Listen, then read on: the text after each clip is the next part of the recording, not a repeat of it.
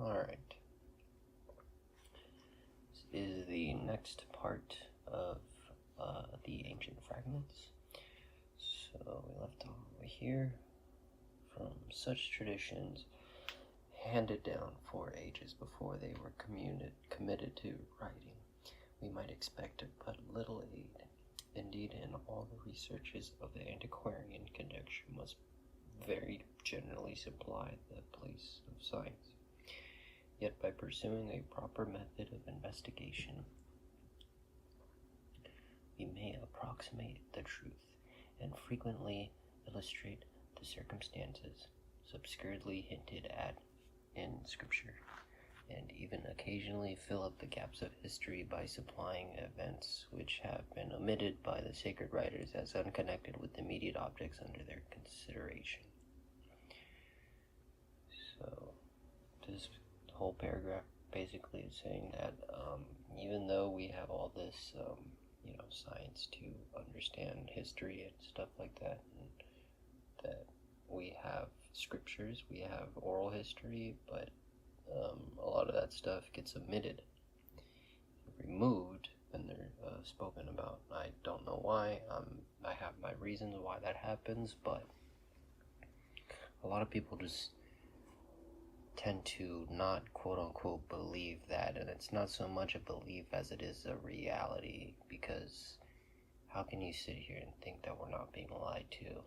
How can you sit here and think that we're not being persuaded a certain narrative in order to just follow the rules and work the 9 to 5 and work so hard and only think about the entertainment and distractions and all the political nonsense? Honestly, it really just seems like nonsense, but this is a tangent that I don't like to go into, but it is relevant, and you need to reconsider things, and that's the whole point of this channel, really, is to kind of open your mind and be inductive and induct the ideas, bring them to you, and then move around with it, have some potential. If you think about things like electronically, give yourself some more voltage, because that's inductive history, using an inductor as a material or substance that draws electricity and induces it, brings it about. So anyways, let's continue. Persons, events, and dates in history and systems in theology are the objects to be examined and ascertained, and where the subject under investigation can be so divided that the truth must lie among some few plausible hypotheses, which can be a priori. Actually, I really don't know what that word means. Let's look that up real quick. Really don't.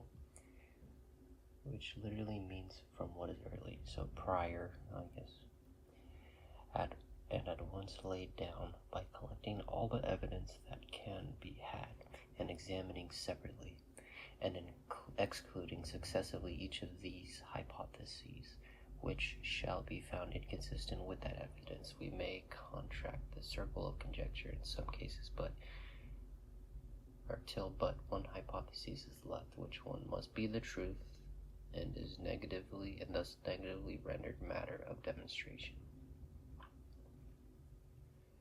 Yeah, no, I mean, this is how it is, and this is what I was saying earlier, where people think it's a belief, okay? They think, looking for the truth is a belief, and that, there's some people, when you follow a religion, you're not looking for the truth. You're looking for somebody to tell you a truth. That is not the truth. Looking for the truth kind of comes from within, and that's also, like I said, inductive. You're not conducting, and you're not being conducted. You get what I'm saying? You're inducing. You're bringing independently, and you're bringing it forth from a source. Every appliance that you have has an inductor. Everything, when you send a generator, like your AC current, to a appliance, like anything, like a motor, refrigerator, computer, it all has a inductor. And this inductor, it pulls in the source. And these words are very important when you use them. Because, especially when you write them down, writing down words is very important because you don't source it anymore. The source has been put out. It's casting a spell. Seems like nonsense, but reality, like, when you say something, like, you're affecting how people are.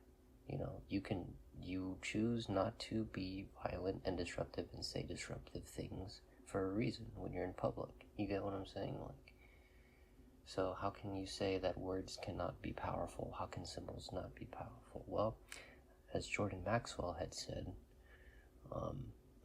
you know, you don't believe in symbolism? Go walk into a synagogue with a Nazi sign and see what happens. You know, you're not going to get a bunch of positive feedback. It's true. It is very much true. Symbolism is so psychological and magical. And like people just overlook it and they try to resist it, but when they're really weak to it. It's like being a Pokemon type, you know? These people, like, they don't realize that their Pokemon typing is, like, weak to, that, you know?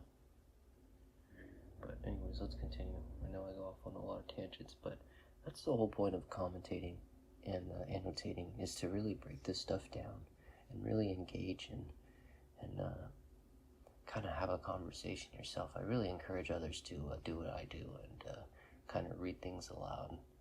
I learned it from an old guy to do that. He said it helps and it's good for him and that he needs to do it. And I was like, what? Why does this guy need to read out loud? What is, you know, anything? Evidence may leave room for several different opinions, none of which can really be refuted, though one may often be more plausible than another. Okay. Mr. Faber, in his admirable work on the pagan idolatry, has collected and separately examined all the different systems of the heathen mythology, and has shown, quote, that there is such a singular, minute, and regular accordance among them, not only in what is obvious and natural, but also in what is arbitrary and circumstantial, both in fanciful speculations and in artificial observances, as to render untenable every other hypothesis than this, that they must all have originated from some common source.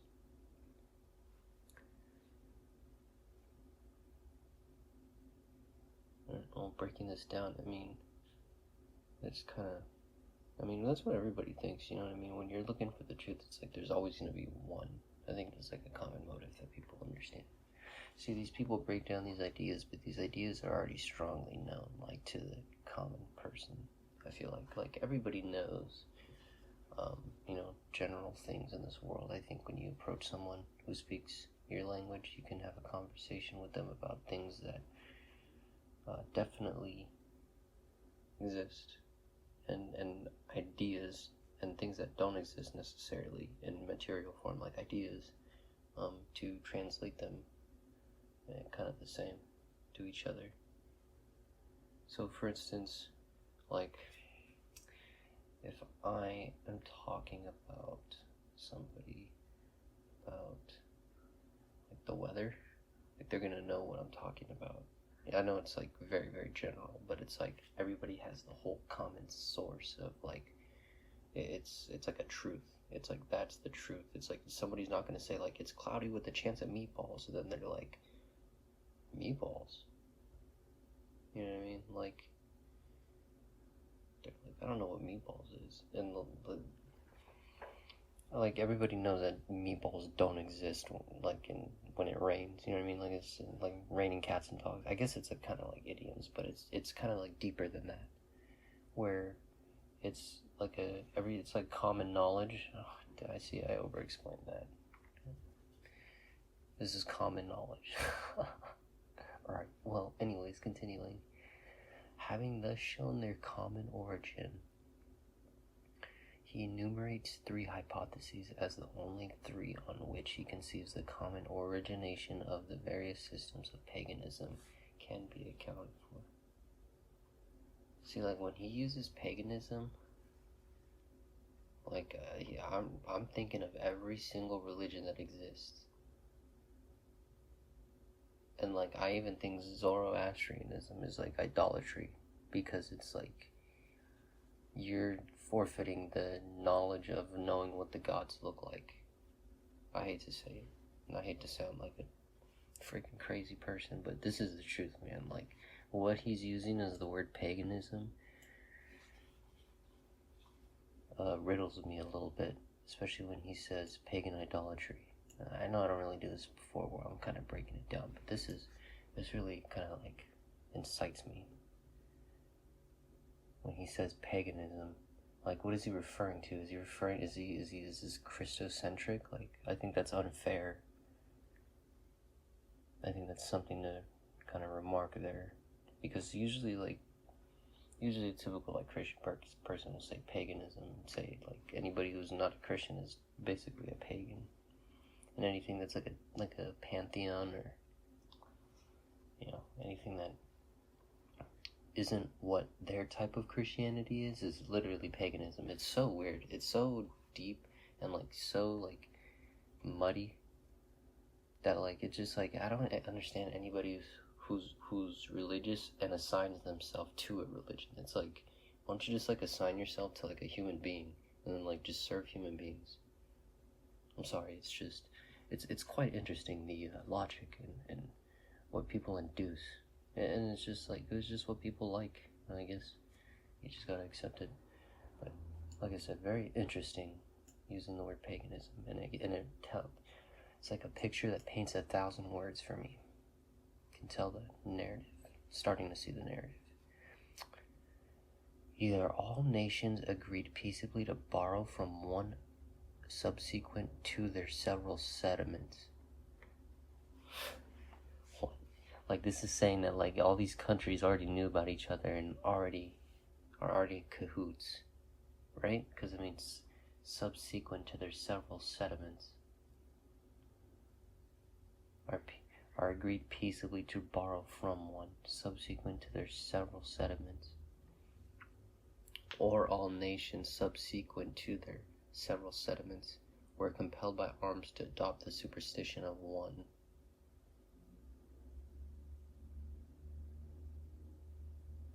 Well, then how do you explain, like, pantheons? Like, this is like observing like a full, complete evolution, or maybe it's not even complete. Interesting. This is an interesting page here. All nations before, so I'll try to maybe dumb it down when I say it. Or all nations before their city making and before civilization, basically, were compelled to basically weaponize themselves to,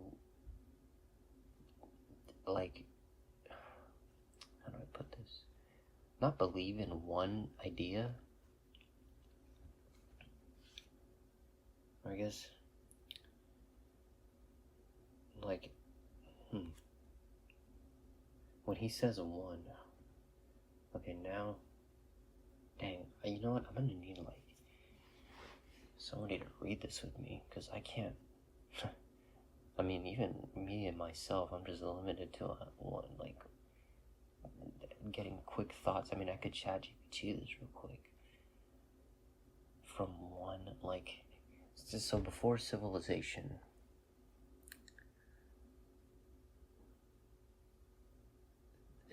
like, everybody knows about the religion, right?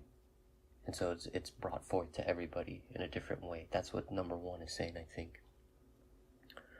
Or all nations, before they created their settlements, like, did it on their own and created all these religions on their own, and this happens independently.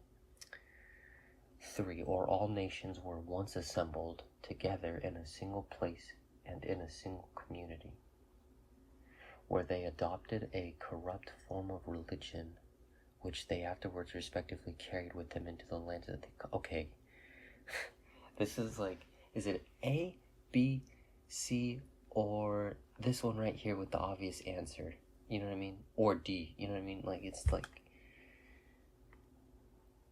all nations. So I'm assuming this guy's trying to make it sound like this third one. All nations were once assembled together in a single place, in a single community, where they adopted a corrupt,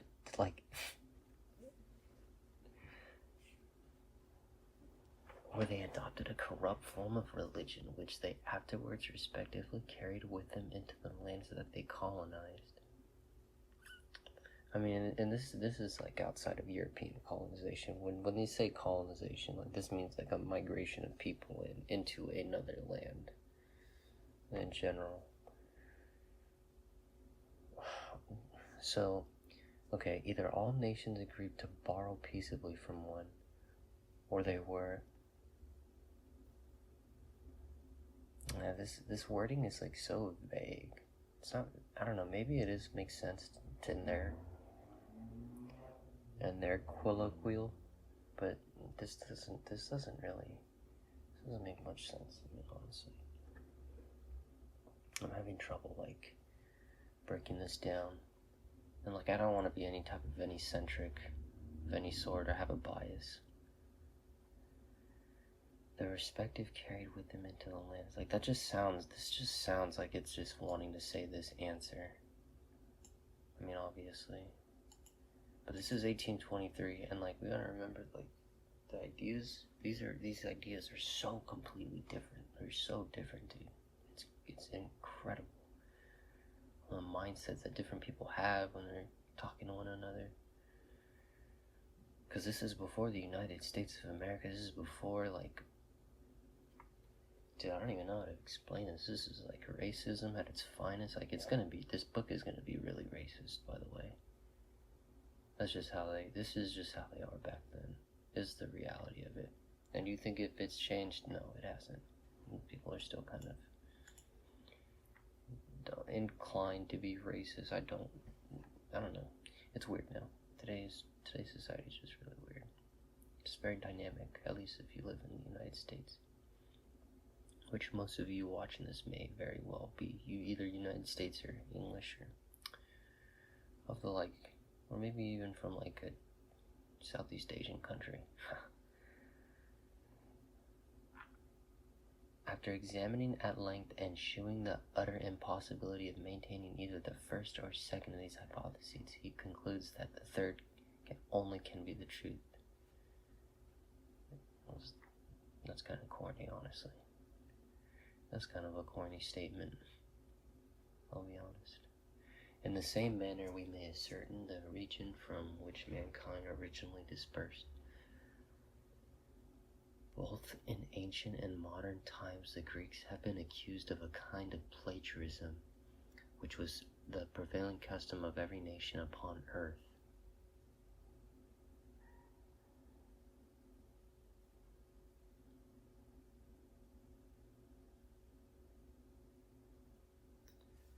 So is this implying that some of the stuff that's there is not theirs, and that they took from these older things? I mean, how far does that go? To what extent does that go? Like, were the ancient ruins still ancient ruins in ancient Greece, is what I'm asking. And I think that's what this book is trying to say too. Egypt and India and Phoenicia, no less than Greece, have appropriated to themselves and assigned within their territorial limits the localities of the grand events of primeval history, with the birth and achievements of the gods and heroes, the deluge, the origin of the arts, and the civilization of mankind. Okay, this is kind of like a atheist idea that most people talk about today. They're like, oh yeah, everything's the same around the world. All the flood story, everybody has the flood story. I mean, yeah, everybody knows that now, but I mean, obviously people wouldn't know that back then as easily. I think a lot of people, the only book that they ever managed to read was like a Latin Bible, maybe a Bible of like an older language that they couldn't even probably read. It's so crazy. With the birth and achievements of the gods and heroes, the deluge, the origin of the arts, and the civilization of mankind. I would assume back then that this is the case, and that this was kind of like people were kind of growing out of it as we kind of encountered more and more countries directly. Like for instance, England in this time period was definitely in like Asia, right? So everybody knows each other at this point. Everybody's pointed out where the maps are and who's where, what's where, and who's not where. Our map is still very limited, and there were places that are just completely isolated, like South Africa, man. I mean, obviously everybody knows America was isolated, but South Africa too, completely isolated from the northern hemisphere, the equator. It's crazy, and people live there. Same thing with Australia, man. It's crazy. There's people just like in no contact with the rest of humanity, and like what they see. And what they would have seen, what their ancestors would have seen, how they got there. Like, so much curiosity just from this book.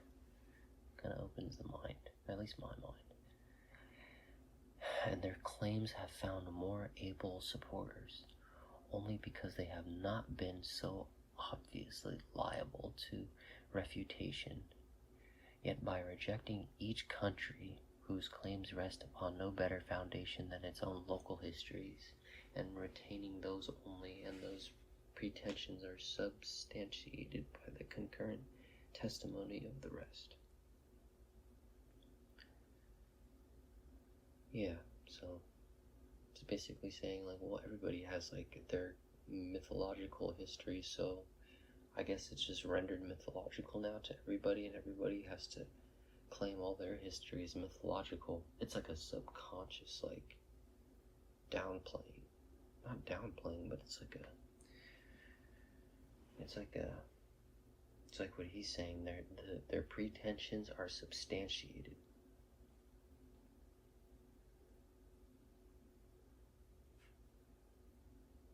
Like, there's no way, you can say your history is better than somebody else's at this point, because everybody's got like a mythological history that's in the government, right? These settlements, they fabricate these stories, right? These mythological stories. I mean, the mythological stories have some truth to them, but like for somebody to like explain it explicitly, I think that was riddled away. It had to have been.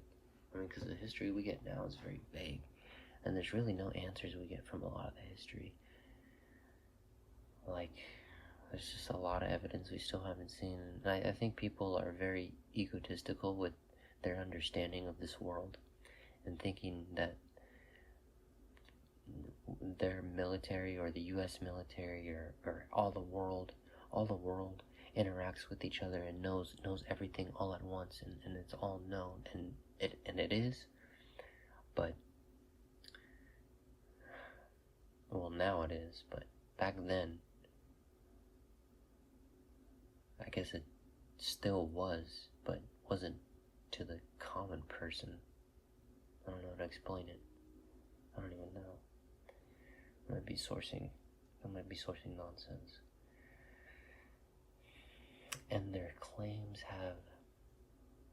Oh, here we go. Where were we? Oh, here we are. It may be shown independently of Scripture that the primitive settlements of mankind were in such places and attended with such circumstances as the Scripture instructs us was the case. To these perhaps may be added a fourth, viz. That the superstition became general.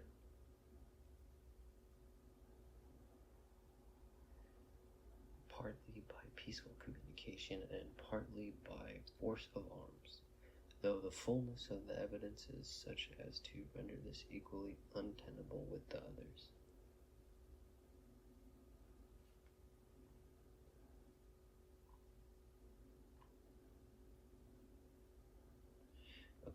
where is this?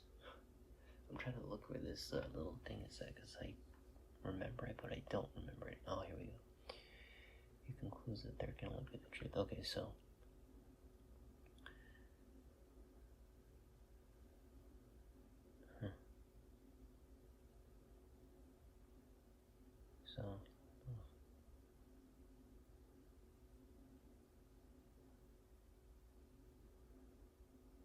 okay, now this is basically just saying, like, oh yeah, it could be both. It could have been done by force or by peaceful, or both. Which just, like, adds more. Like, it's kind of just, like, more fluidness, I guess. I don't really know. It just kind of, I wouldn't say it muddies it, but it kind of, like, spreads out the answer. Of the transactions previous to the deluge, there are but few and faint memorials among the heathens. One of the most authentic may be found in the remains of the Phoenician history of Sanchoniathel. Who is that? Let's take a look what ChatGPT says. See if we can source that. Who is name?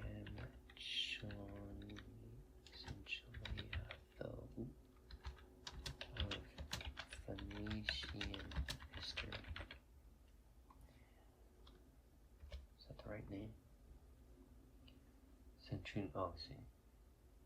He's a semi-legendary Phoenician historian and writer who is believed to have lived around the 13th or 12th century BCE.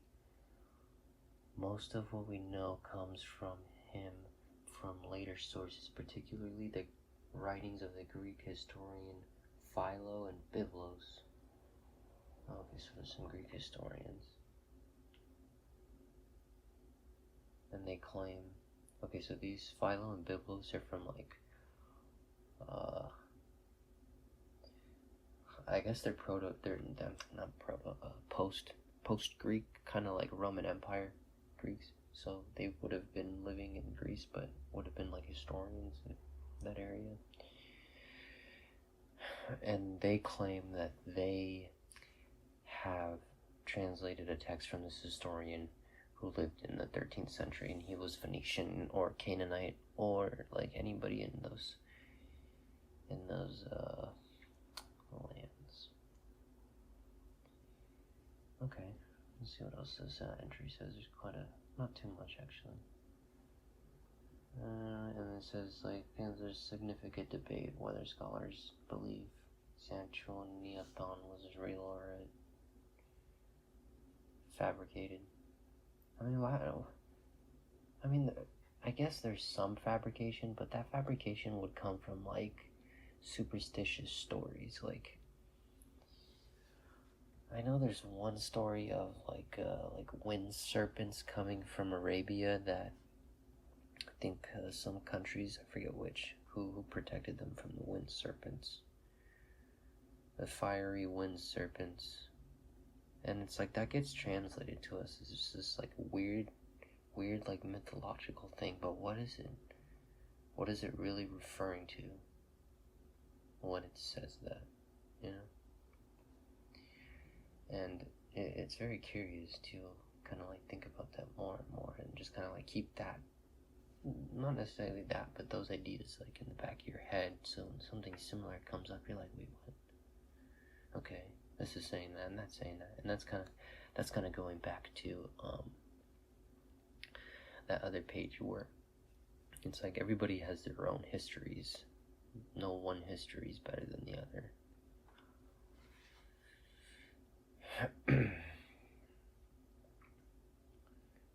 It says that his work is sometimes considered important for understanding pre-Hellenistic and pre-Judaic religions of the Levant. So, like pre-Greek and Roman Empire and pre-Semitic culture and pre-Moses, if you want to call it that. His writings influenced later interpretations of Semitic mythology. Should I ask ChatGPT if I should go deeper into that? What later interpretations? This thing can pull up some crazy stuff, man.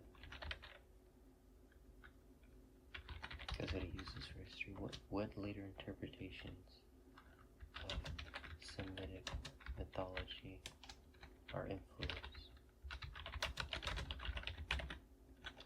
by him or her? Maybe a him. His works. Okay.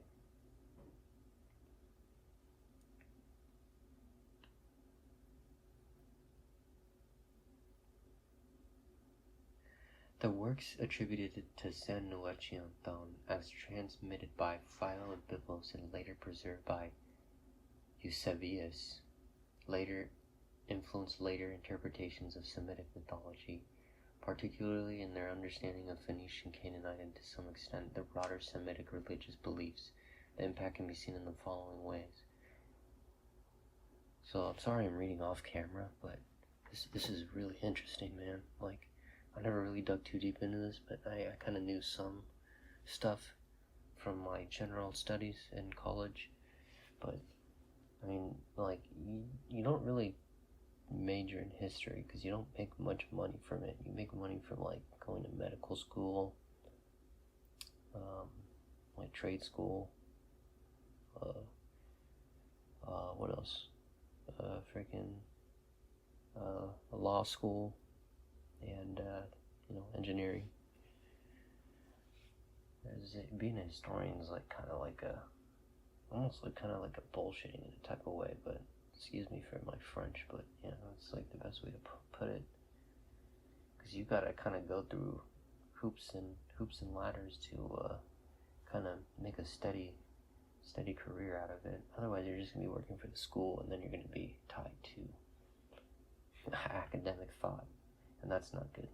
Being tied to one thing, you gotta spread yourself, but don't spread yourself too thin. There's a balance. Oh boy, there's a lot of text here. But let me go over this first one. This one's interesting. Sanchuniathon's writings provided one of the few sources of information on Phoenician religious practices and excuse me, I need some water. Holy snap. Excuse me.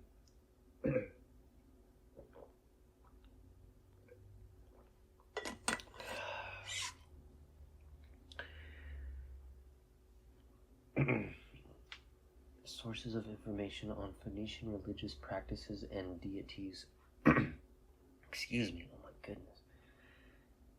His accounts, though filtered through Greek interpretations, offer descriptions of Phoenician gods such as El, Baal, and Asherah, whose deities are also present in Canaanite and other Semitic traditions. His work influenced how these gods were later understood in Greco-Roman and Christian contexts, where they are often equated with Greek and Roman gods.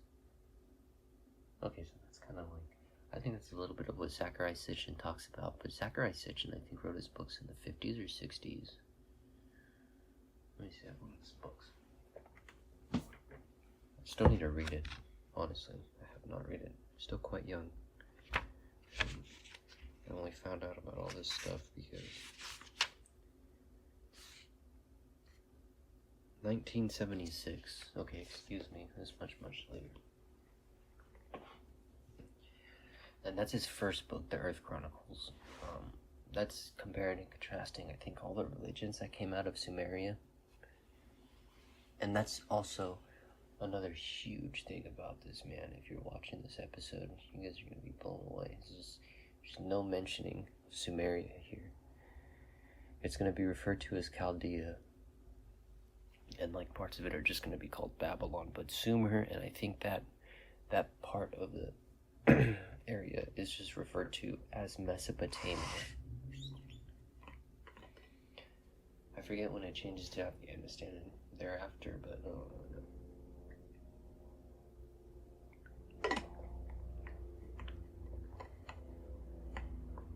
man, wow, this was a heavy one. Excuse me, folks. We got some other folks landing. It was translated into Oh, where were we? Dude, I kind of lost myself right there with that. He was considered to be the most ancient writer of the heathen world. Really? You know, everybody says it's like Herodotus, or like,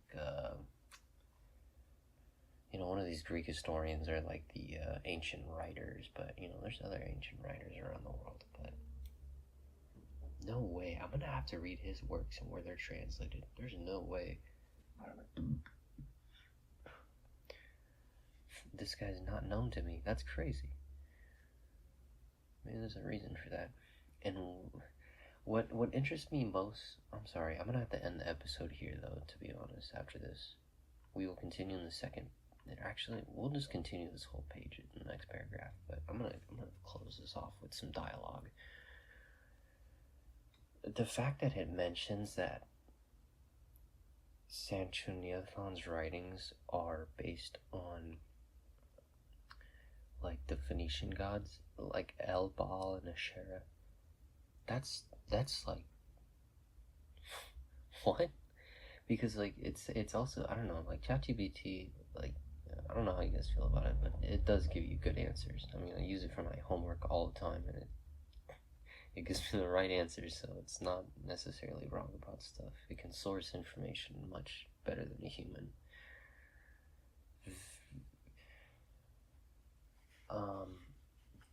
Dude, like, it for them to know that, and then for other historians to just like kind of like find these other texts that coincide with what these Greeks were saying, because it's saying that Biblos, right, and Philos.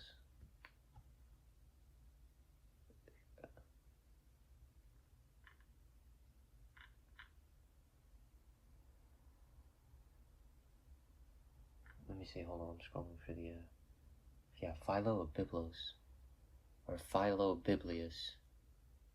Huh, okay, Biblius or that's, wow, this is crazy. And look, it even mentions from ChatGPT Eusebius. Holy shit, wow, that's crazy. Dude, this is freaking crazy. Because, like, okay, so these come from the Greeks, right? And Sanchoniathon was written about by the Greeks. Then they do some excavations and stuff out here, and it's like a rediscovery over there in the Sumerian lands. It's just crazy because, like,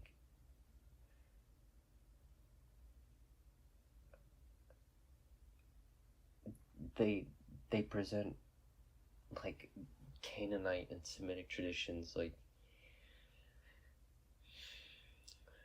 that are like there, and when they started excavating, and when they started seeing all this stuff, it's like, well, these names are the same, and it's like referring to the same thing,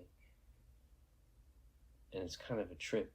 And it's like ChatGPT here is saying it's like his works influence how these gods were later understood in Greco-Roman and in Christian context, and were equated with Greek and Roman gods.